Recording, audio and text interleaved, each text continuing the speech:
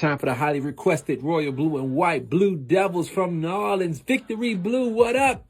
Dillard University, we see you. What's going on, y'all? It's time for another 100 HBCUs and 100 days powered by the only mobile reader for the culture, the Underrated Report. And today is all about Dillard University. So if you want to see your HBCU tomorrow, you got to put it in the comments today. We will be featuring the most requested HBCUs all next week. And if your school gets 20 votes, we will push it to the front of the line, which means you can be on as early as tomorrow. So who's up next is all on you. Back to the video.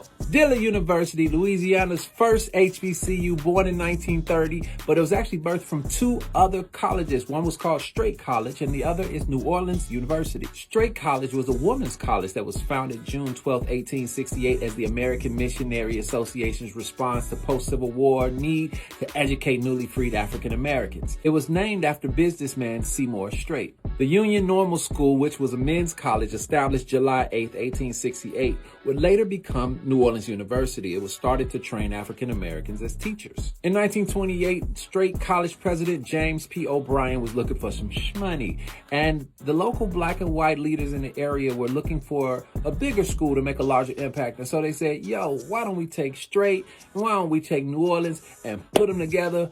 Boom, Dillard University. Named after James H. Dillard, actually the son of slaveholders, an educator for Virginia who would go on to become an advocate for black education. But he wasn't just a figurehead, he actually helped design the shield for Dillard University. When choosing a president, they didn't want to put a black person in charge. Why? Because it was still during Jim Crow, and they didn't want white faculty to have to answer to a black president. So they settled on William W. Alexander, who was a white Southern preacher.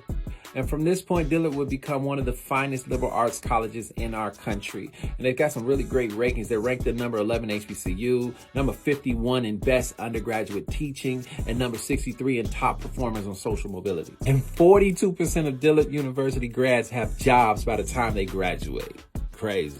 Notable alumni, if you like Martin, you know Stan. Shout out Garrett Morris. The first black governor of the United States, PBS Pinchback. And women's rights activist Alice Dunbar Nelson. Shout out to you, Dillard University. Dope past, ready for a great future. And thank you so much for watching. Come on and grab your free copy of the Underrated Report. It's the only place to get more dope stories just like this. Just tap the link in the bio, tap the pic, drop your email, and we'll get it to you as soon as we can.